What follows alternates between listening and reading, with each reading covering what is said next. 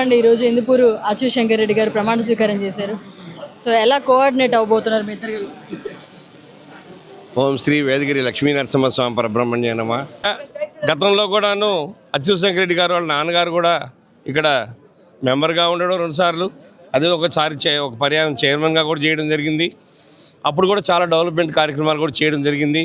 ఇంకా చాలా పనులు చేయాల్సి ఉండగా అవి కూడాను వాళ్ళ అబ్బాయి ద్వారా చేయించుకునే దానికి మంచి అవకాశం వచ్చింది. కాబట్టి ఇది ఒక మంచి అవకాశంగా తీసుకుంటూ దీన్ని సద్వినియోగపరుచుకుని ఈ 2 సంవత్సరాల్లో ఎంతో దేవాలయాన్ని కనుక మనం మంచిగా అభివృద్ధి దశలో తీసుకెళ్ళినట్లయితే అన్ని విధాల నెల్లూరు జిల్లా వాసులకి, అదేవిధంగా మన ఆంధ్ర రాష్ట్ర వాసులకు కూడా ఎంతో సౌకర్యవంతంగా ఉంటుంది.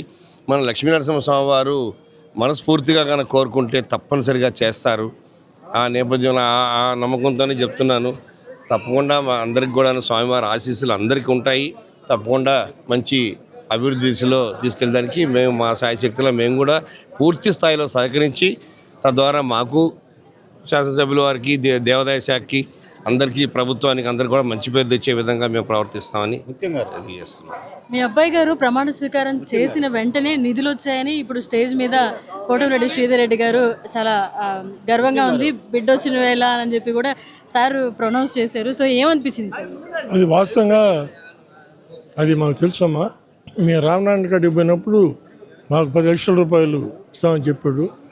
కేంద్ర మంత్రి వెంకయ్యనాయుడు ద్వారా 18 కోట్ల రూపాయలు నిధులు మంజూరు చేయటం గతంలో నా టైంలో ఉండింది. ఆ టైంలో రాలేదు, ఫైల్ మూవ్ కాలేదు.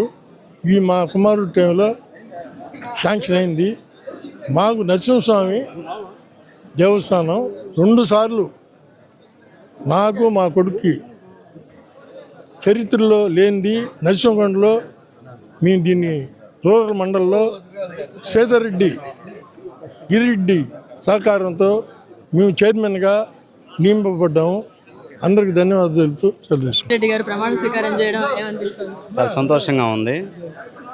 ఆయన ఎన్నో అభివృద్ధి కార్యక్రమాలు చేస్తాడని మేము కోరుతున్నాము. ఆ నమ్మకం కూడా మాకుంది. గతంలో ఆయన చేసిన కొన్ని కార్యక్రమాలు, పొట్టేపాలెం గ్రామ పంచాయతీ విషయంలో అయితే ఆయన చేసిన అభివృద్ధి కార్యక్రమాలు కొన్ని నిలబడి ఉన్నాయి. అలాగే మన వేదగిరి క్షేత్రాన్ని కూడా డెవలప్ చేస్తాడని ఆ నమ్మకం మాకు. ఈరోజు ప్రమాణ స్వీకారం చేయడం ఎలా అనిపించింది? బాగుంది.